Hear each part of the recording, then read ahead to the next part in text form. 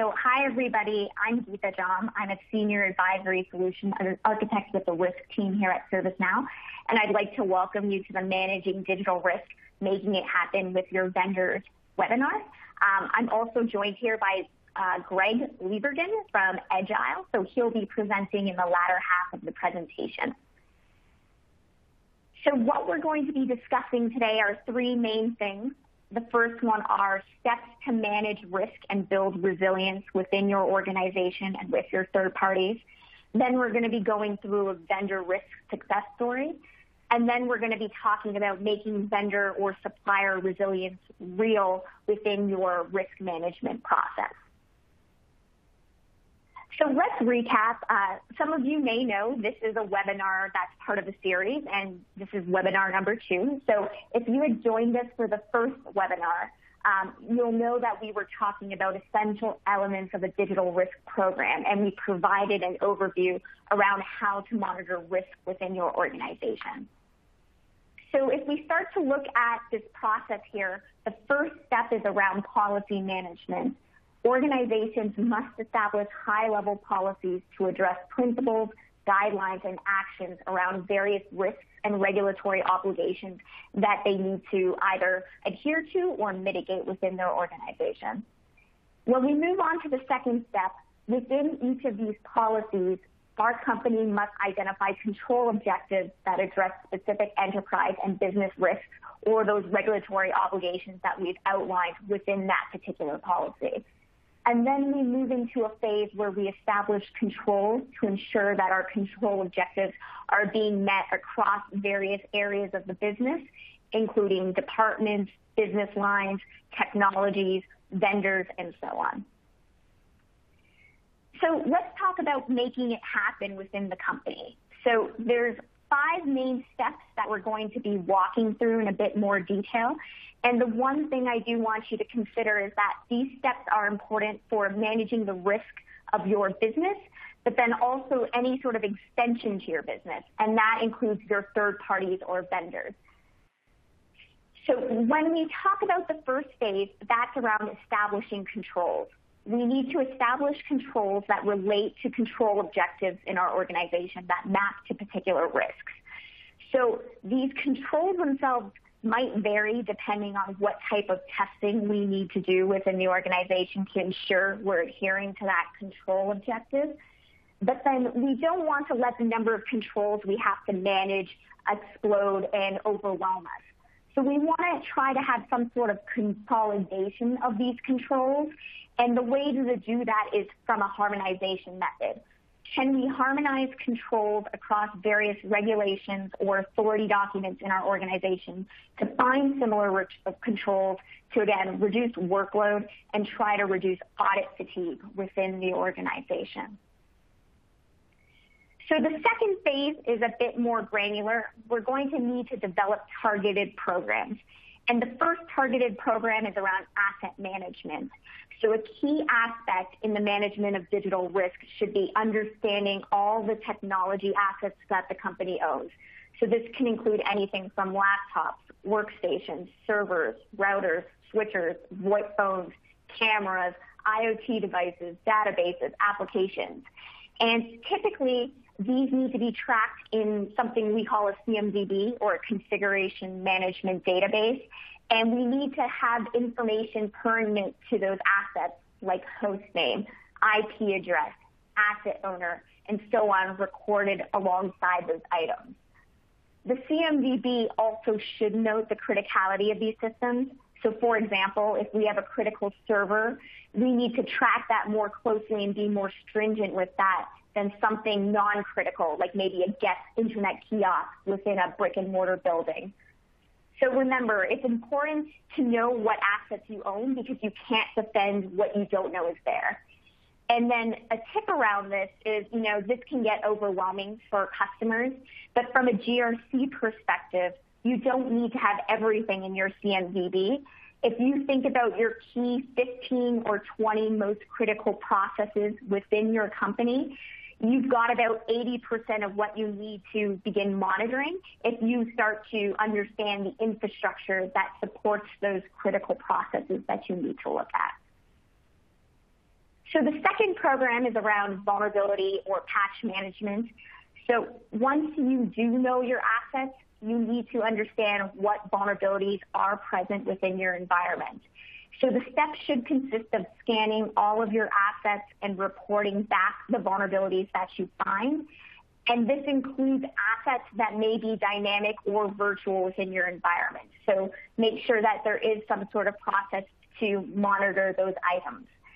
Then once we get those scan results, we need to have some sort of workflow identified where we're able to evaluate those vulnerabilities, quantify the risk, prioritize remediation, fix anything that we find that's considered critical or high risk, continuously monitor those assets, and repeat the process. So one thing is that automation can be a really good asset for this, because some of these tasks can get repetitive, or they fall out of way, or they might not be assigned to the right people. So we may be able to automate certain things like rescanning, assigning vulnerabilities, and so on. And when we think about a tip around this particular item, it's great if you can tie your risk and vulnerability programs together through workflow and automation. And this will allow you to gain certain efficiencies around the process, and then also have more visibility into your risk and security posture within the organization overall. The third targeted program is around identity access management or privileged access management. So we need to be able to evaluate the privileges of all users and determine what kind of access people have. So your organization should be leveraging principles of least privilege, meaning that every user only has access to what they absolutely need to have access to or need to know. And certain privileged access management tools can help you implement and enforce these rules within your environment. And then just a tip around this, if you do take a look at our ServiceNow store, we do have partner-built applications around this area that integrate with our ServiceNow GRC solution. And our partner Edgile also has one on the store that you can take a look at if you are interested. And the last targeted program we want to emphasize is around employee training. A robust cybersecurity program is much more than just dealing with hardware and software. Human error is a large risk factor in cybersecurity incidents.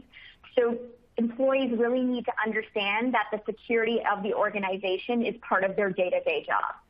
Employee training should be conducted continuously throughout the year. This can be training on things like email phishing, leveraging social engineering, and then even things like physical security to make sure that we don't have tailgating into our workplaces when we're allowed to go back to our workplaces. And then a pro tip on this is, don't just focus on cybersecurity.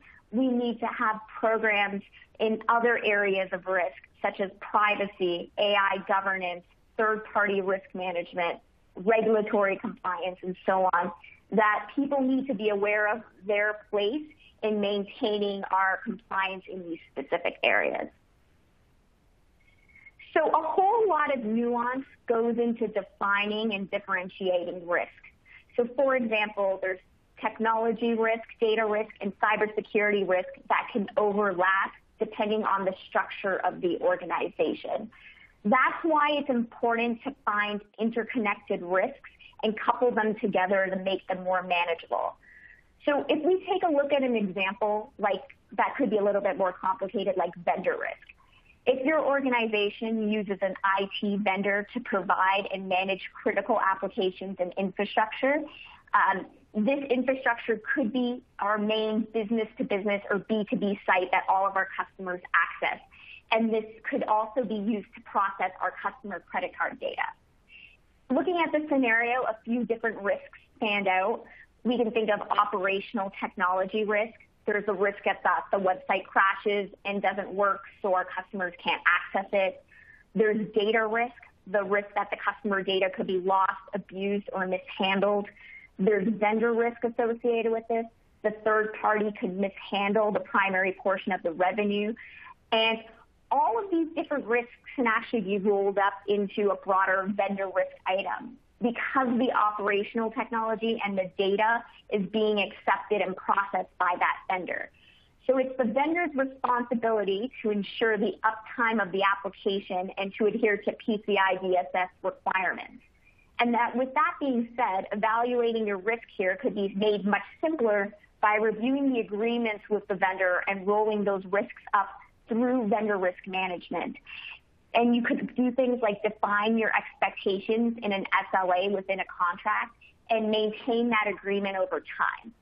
But it's important when we're doing something like this that we are continuously monitoring this process, because at the end of the day, if there is an issue with our third parties, it's us that are responsible for it as the organization. So when we look at continuously monitoring risk and compliance within the company, if you take a look at how many controls you might have, it might be overwhelming to think if you have enough headcount to manage what you need to do. So in order to kind of unload that burden, you're going to have to apply a little digital transformation to your risk management program by potentially leveraging software that can continuously monitor things for you and your vendor risk and resilience.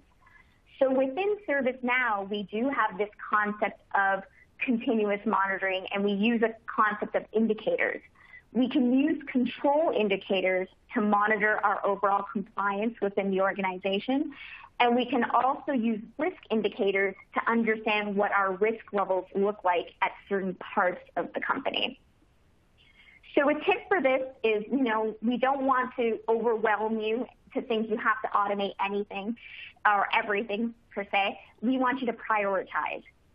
So pick your critical risks and get the information you need into the CMDB or platform tables to define controls, and then automate those items first.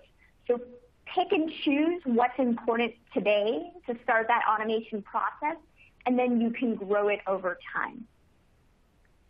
So what we're going to be doing actually before we get into this poll is we're going to be going through a demo. So I'm actually going to start to share my screen and walk you through the technology within ServiceNow in terms of how we do policy management, how this ties to risks and controls, and how we have this continuous monitoring aspect into it.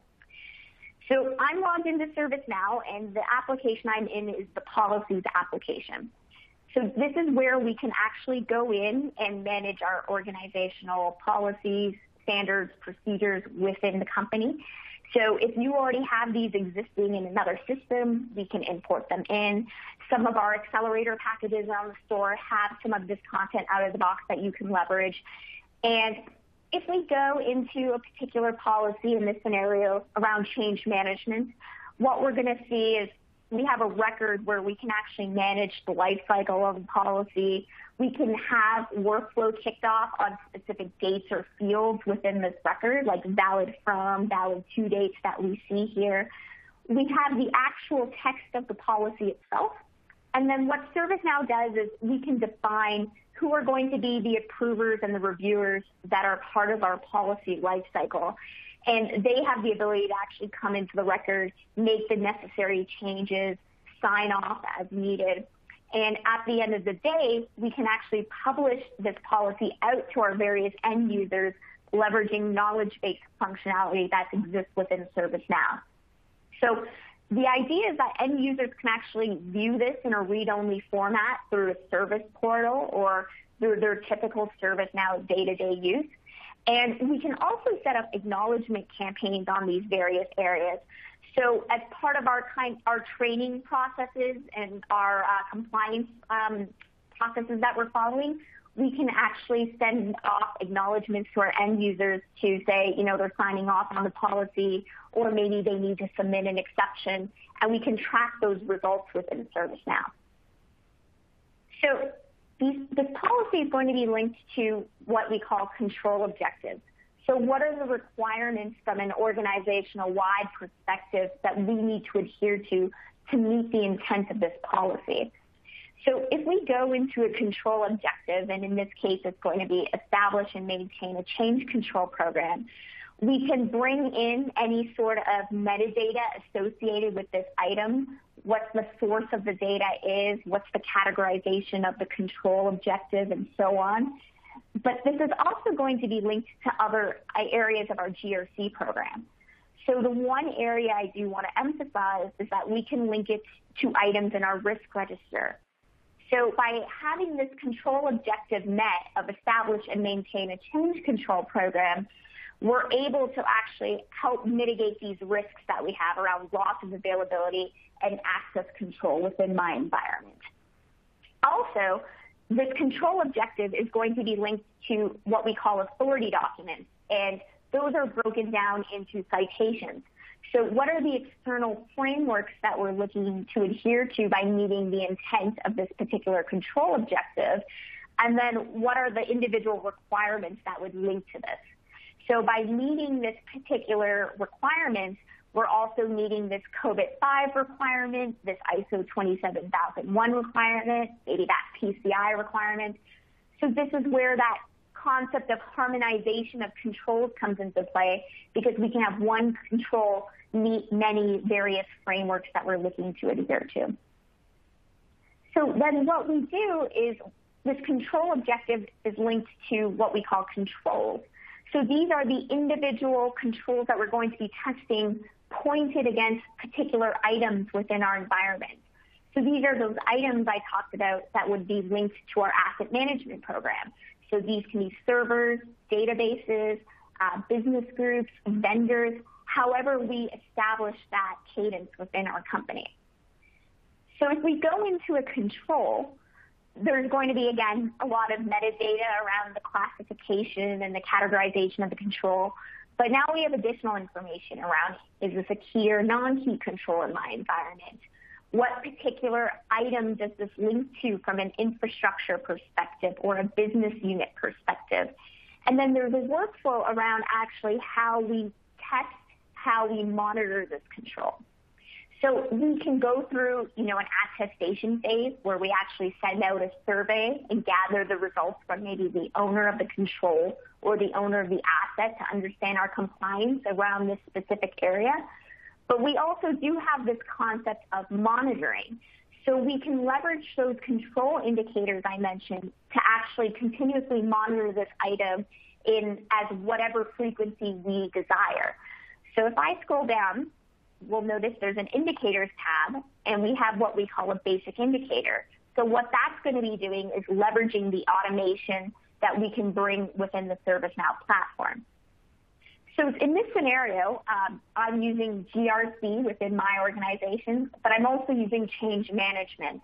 So rather than have someone manually spend a lot of time to get data to understand if a control is compliant or non-compliant, why don't we pull from that change management table and help us make decisions that way? So what we're going to actually be doing is on a monthly basis, and we can set whatever frequency makes sense for us. We can actually pull data from that change management table, and under the supporting data, I can actually set what am I going to be looking at. So in this case, I want to understand, have there been any changes executed far enough that have no backup plan documented? If so, I actually want this to be outlined for me, and then I want this control to be deemed non-compliant. So if I scroll down, what we could do is run those results on that ad hoc basis or on that monthly basis that I schedule, and I can actually see the results that comes back. And in this case, it actually failed my control because there was a change request associated with this asset that did not have a backup plan. And I can actually go into the change request and see it as well. So you do have full visibility on why a control potentially passed or failed within your environment. So if we get back to that control objective, I mentioned that it also linked to a risk. So I'm actually going to scroll down, and I'm going to go into a risk record. And I'm also going to talk about risk indicators as well. So I have a risk that is being mitigated by that change management control, and this is a loss of availability risk. What I actually can do is I can have indicators linked to this particular risk record, and I can also have the controls that I'm testing. So what's going to happen in the platform is that we can actually bring in the results of those controls and of those indicators in this monitoring tab that you see here. So in this scenario, I have 55% of my controls failing, but my indicators are passing, which is good news for me. And in this scenario, I do actually want to show you one of the indicators that do link to the risk. And this is an out-of-the-box integration that we have with our SecOps suite, specifically around the vulnerability response solution that's part of that portfolio. So we can actually have an indicator linked to understand, do we have any vulnerabilities that are currently open that are impacting the availability of this business service? And we can go into that indicator again and then see, rather than pulling from the change management table, in this scenario on a specified frequency, I'm actually going to be pulling from my vulnerable item table, and I'm going to be pulling in a more complicated query essentially. Do we have any vulnerabilities that are currently open and have been open for more than 14 days where we have a critical asset and the availability impact is considered complete? So these factors come out of the box, but again, you can build your own indicators depending on what are the key wins you need from a compliance automation perspective and what data do I have on the ServiceNow platform that I can pull from. So the results of these indicators come back into play into that monitoring tab. So when we look at risk overall and how we score risk, if I go to the scoring tab, I can see, okay, I have an inherent score for my risk, which is very high, and I have a residual score, which is low. And these results are typically done through a risk assessment. So we did a point-in-time assessment with, the owner of the risk or the owner of the asset, and these were the scores that we gathered through that. But with this monitoring capability, I actually have a new score called a calculated risk. So I actually have a calculated score of high, and that's because a lot of my controls were failing. So we can actually kick off workflow within the ServiceNow platform to notify people. We can have this show up on a dashboard. We can actually also go through an issues management process as well. So all of that can be captured from a risk perspective. But then the last piece I want to show you is kind of how does this tie to the vendor risk side of the process. So if I go into a different control here, and I go into a control around two-factor authentication, or APIs in this example, we can actually, rather than testing the control ourselves, because this is a control that's reliant on a third party, we can actually have this tied to questions that we're sending our vendors through the vendor risk process and the assessment process. And we can actually tie each of those questions to each of the vendors that we're assessing. So when we look at the individual controls tied to a vendor, I can actually see in my scenario where I have my vendor work now, the control associated with this objective is non-compliant because maybe my vendor answered, no, we don't have this in place, or I don't have evidence to provide you. So really breaking down silos, breaking down these different barriers that might be between teams in your organization on one platform overall. So I'm going to go back to the slides, and what we're going to actually do is we're going to go through a poll. So I'd love for you guys to spend a minute and go through this poll and answer a question around how mature is your vendor risk and resilience program. So the answers are: we have none, we use spreadsheets and emails to assess risk, we use spreadsheets and email to assess risk and resilience, we have a formal program with commercial software to assess risk, we have a formal program with commercial software to assess risk and resilience, and then the last answer is we use controls to continuously monitor vendor risk and internal business risk as part of an integrated program. So I'll just give you a minute to answer that, and then we'll go through the results together.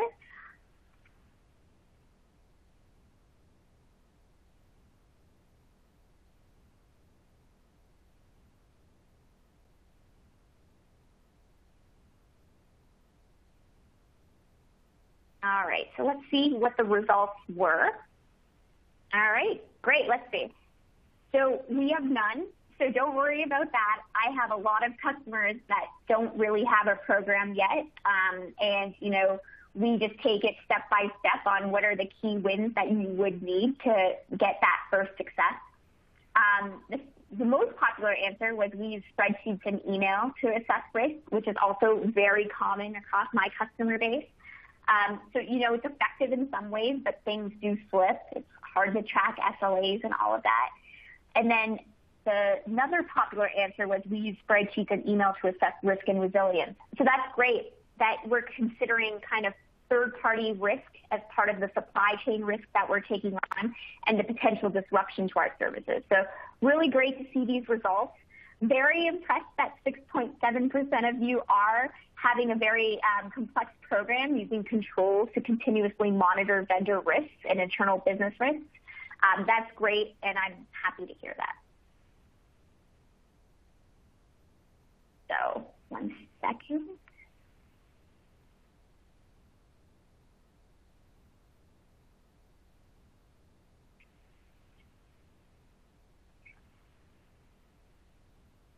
So if we get into the next slide, we're going to be talking about designing for resilience.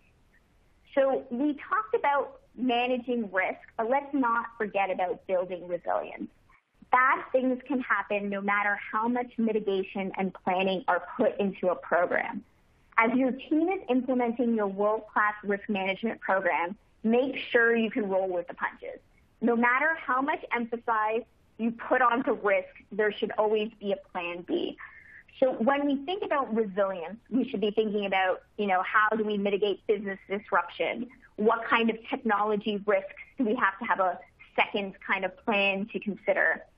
Workforce safety and productivity, and then, of course, supply chain disruption. And, different kind of scenarios we should be implementing are things like cloud backups, off-site storage, network segmentation, cross-training across different areas of the organization, having multiple suppliers to be able to provide the same service or good for our company, automating processes, and then also having predictive intelligence. So, we focus a lot, again, on our internal organization and our business. But it's very important to make sure that you're doing this for your third parties and your suppliers. So when business continuity and disaster recovery planning does happen within organizations, many times the supplier resilience piece falls through the cracks and we still have major business disruption for us. So supplier resiliency is a gaping hole that many in the business continuity program see. And when we look at the ideal vendor lifecycle management process, risk should be built in throughout that process, and so should resiliency planning.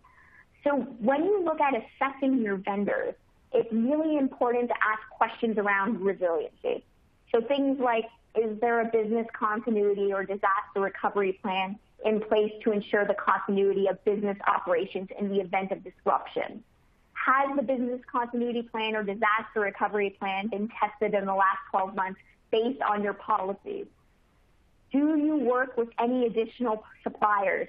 So actually understanding fourth-party risk and what kind of disruptions you might get from that fourth party that is being used. Is suppliers, facilities, or offices in a risky location that poses a risk to continuing if needed? And even looking kind of beyond that, is your supplier financially stable? How heavily leveraged are they? So when we think about what's going on now with COVID, do people have the finances to survive through the hardships that they could potentially be facing? So there's significant value in savings and formalizing a vendor risk management program, and the city and county of Denver is just one example of the efficiency gains you can achieve. So when we look at what their challenge was, they needed to reduce the vendor onboarding time while ensuring that vendors continued to meet information security requirements. So they started to leverage our vendor risk management solution as well as our governance risk and compliance solution. And the results that they saw were that they saw 60% reduction in survey sizes due to vendor targeting. They saw increased responsiveness to vendor onboarding requests and an overall 66% reduction in vendor risk survey response time. So some of the metrics that you can see by implementing a program and then, lowering your workload to use for more productive purposes within the organization. So with me, I now have Greg from Edgile, and he's going to be talking about his experience as a user of the ServiceNow VRM and as an implementer. So what value is there in implementing vendor risk management, and how might a vendor management program change after this pandemic? I'll turn it to you, Greg. Great. Thanks, Gita. So just as a quick introduction to everyone, I am a director within Edgile's GRC and Integrated Risk Management practice. I have about 10 years of a consulting experience working between Edgile and Big Four firms, and I've been primarily focused on helping clients build their cybersecurity strategies, performing risk assessments, compliance assessments, and overhauling their GRC programs. So my main kind of client base has been with the Fortune 100 clients in the U.S. and FTSE 100 clients when I spent a few years working in the U.K. One of the, I left the Big Four, I moved to a large healthcare provider, and I took over what was a very highly manual GRC program. It was in the middle of a rebuild that was resulting from a breach, and my team, for the most part, was brand new, learning the organization and trying to figure out all the political do's and don'ts that exist. So in my role, I was responsible for overseeing IT and cybersecurity risk management, vendor risk management, multiple areas of compliance, cybersecurity policy lifecycle management, IT general controls, and at one point, segregation of duties for financially significant applications. So one of my main goals was to get in on the ground, reevaluate existing processes, and identify opportunities to optimize and automate where we could to make life easier for my team and to be able to work better with our business partners. So one of the main things that I started with right away was trying to review these processes and figure out where can we take away the manual elements, so automating. It was obvious that my team had been inundated with all of the manual processes that had been stood up, and one of those big pieces was around vendor risk assessments. The vendor risk management program was relatively new. It had recently stood up prior to me joining, and it was through multiple iterations and approaches using Word documents, Excel files, emails, something that sounds, it's pretty common with our audience on this call. Unfortunately, that process didn't make sense to our business contacts who owned the relationships with our vendors, and so they weren't always buying into what we needed them to do and getting their support. They didn't understand the outputs of the process, and they didn't have an easy way to track and manage the open risks. So they didn't know what was the risk profile of the vendors that they were engaging with and onboarding to do some of our critical functions. So needless to say, I needed to change that process again. We had previously selected ServiceNow's GRC, or the Integrated Risk Management tool, and so it made a lot of sense in my mind that we moved forward using the vendor risk management solution. That allowed us to reap benefits of being able to report on vendor risks, and we were able to share that and include that on our risk register when we were reporting to our leadership teams and our board of directors. So I chose Edgile as my strategic partner for helping configure, stand up, and build out the strategy for the IRM tools, which included the ServiceNow VRM application. So Edgile helped my team update, refine, automate our vendor tiering process. We moved the data from spreadsheets that had nonstop issues with version control. They were stored in emails, and we had them on shared drives all over the organization.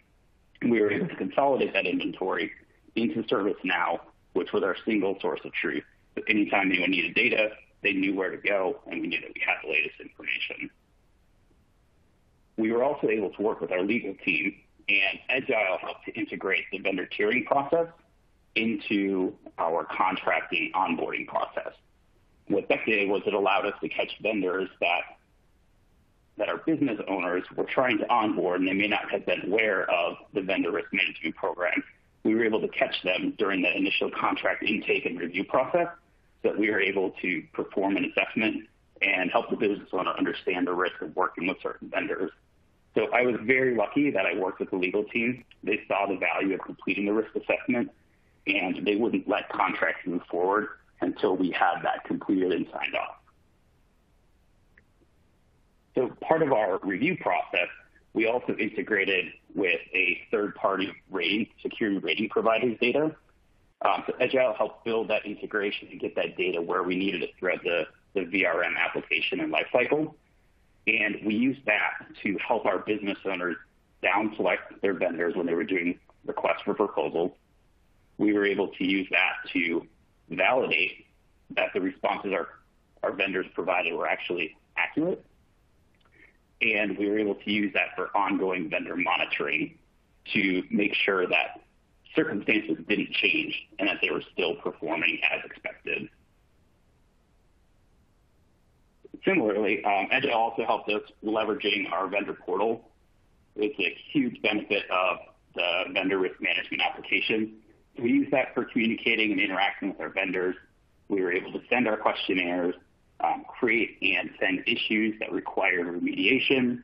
We were able to manage remediation plans. It was a huge game changer for us. We had previously been sending all of that information through emails. We didn't have any insight into where vendors were in that process, and we didn't know if they had even started answering our questions. Using the portal, Edgile helped us be able to understand where were we in the process and start collecting documents that we required in order to sign off and accept risks or validate that a vendor had the appropriate controls in place.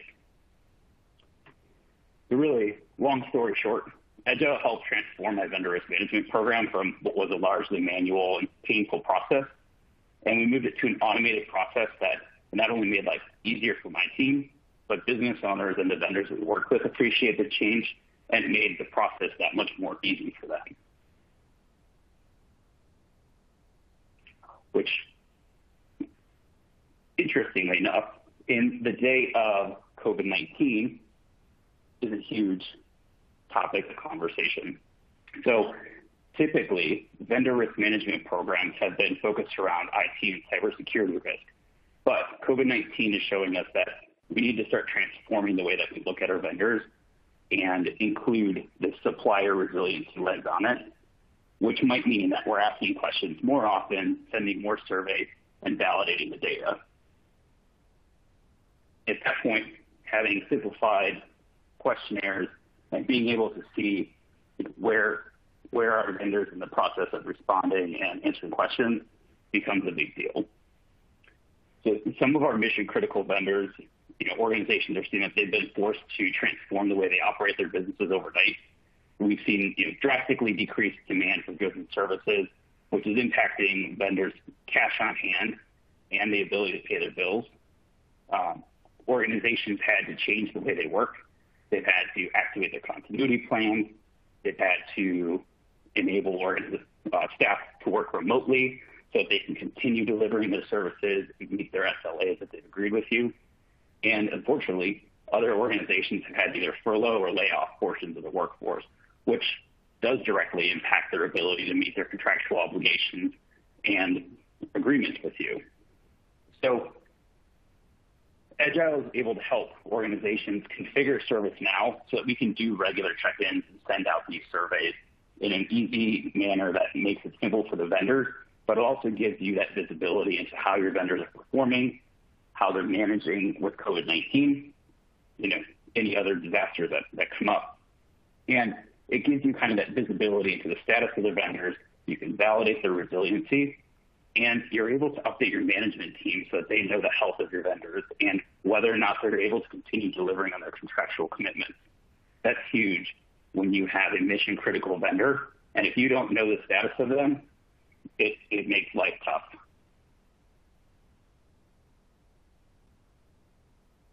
So here are I wanted to share a couple different dashboards from in ServiceNow so that you can see what's the art of the possibility here of building out these resiliency. So this dashboard is showing that you can check in on the three main areas of resiliency. And on my previous slide, we talked about financial risk, operational risk, delivery risk. You're able to configure ServiceNow so that you can do that reporting and see which of your vendors, where do they fall within a high, medium, low, or however you lay that out. You might have a 3 scale or 5 scale. But ServiceNow can quickly show you that data. Next, you can see where you're tiering vendors based on that resilience criteria. So you can show them across the high, medium, low, where they fall from, is it a critical vendor? Is it a low-risk vendor? Where do we want to focus more attention on and make sure that our vendors, critical risk vendors, are still able to perform and deliver versus a vendor that might be sending out letters in the mail may or may not be as important to us during this time.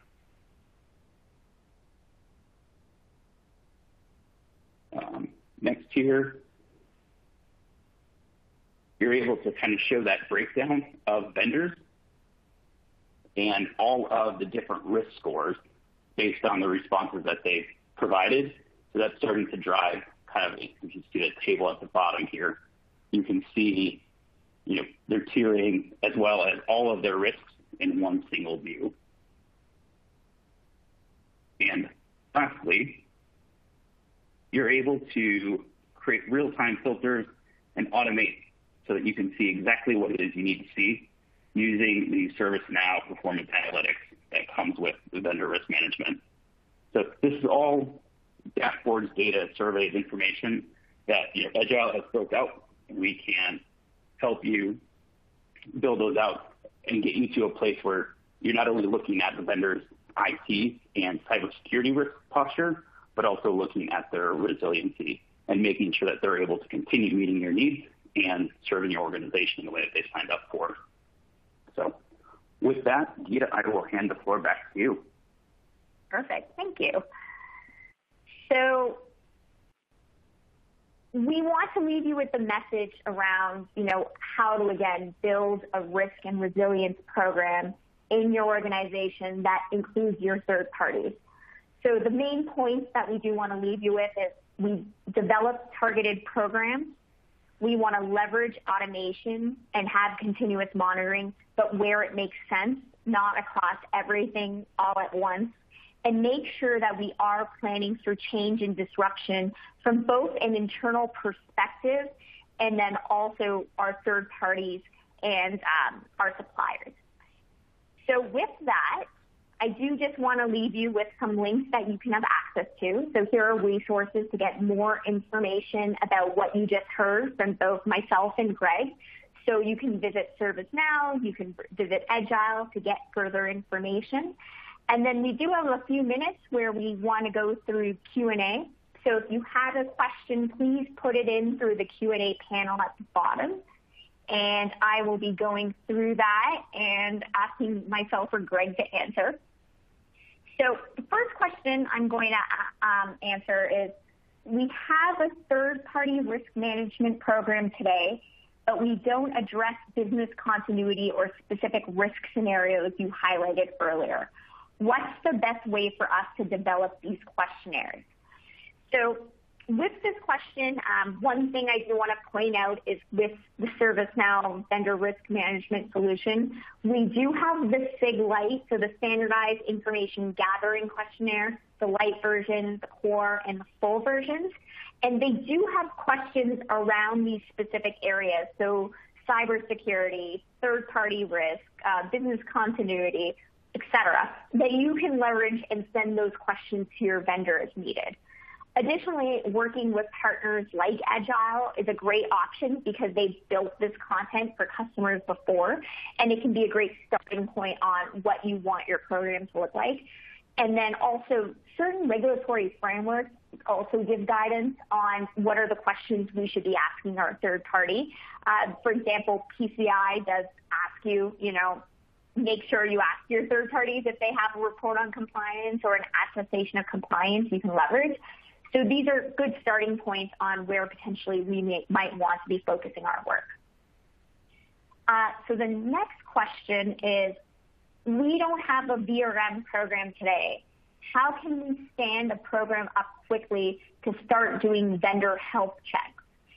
So a lot of customers actually have purchased our vendor risk management solution without a broader GRC solution.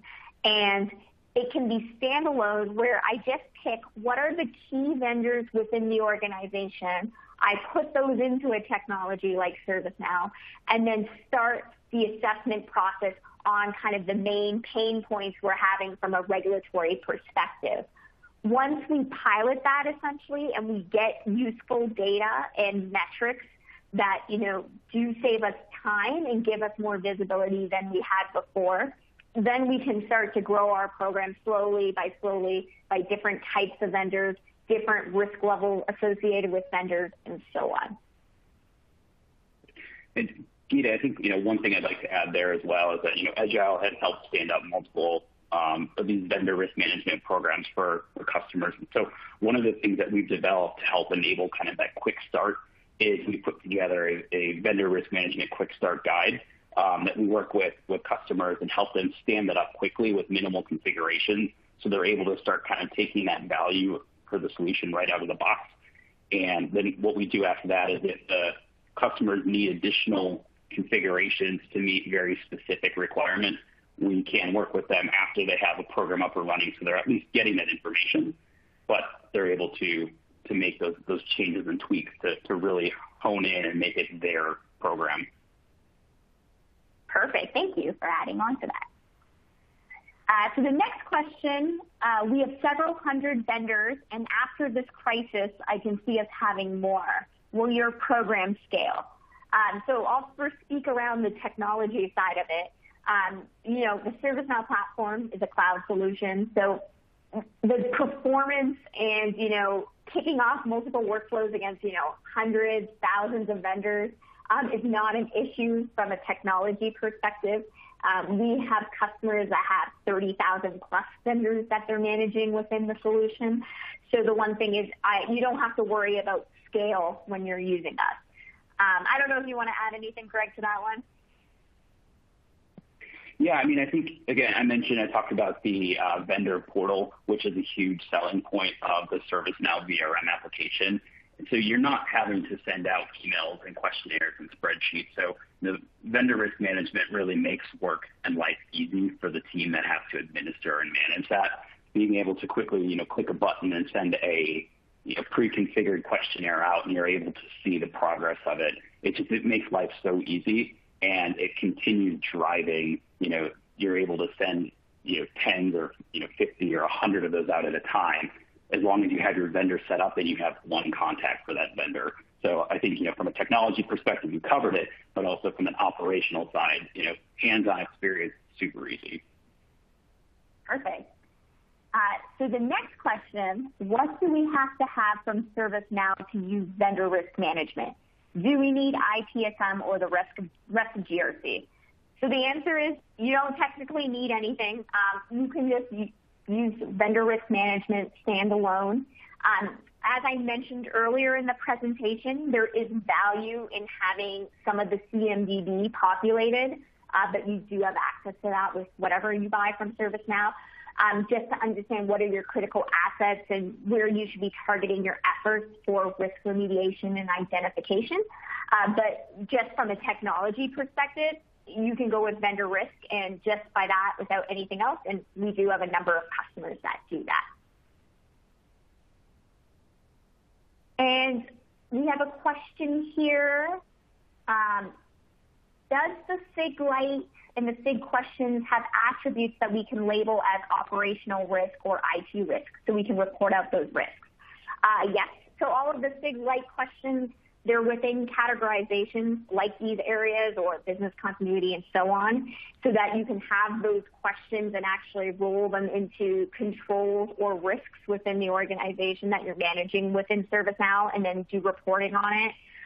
One thing I will mention as well, part of the roadmap of our product is to be able to break out for a vendor what are the different risks areas and where do they score on those areas, like IT risk, operational risk, and so on, and be able to report on that. So that's actually coming out as part of our June release as well.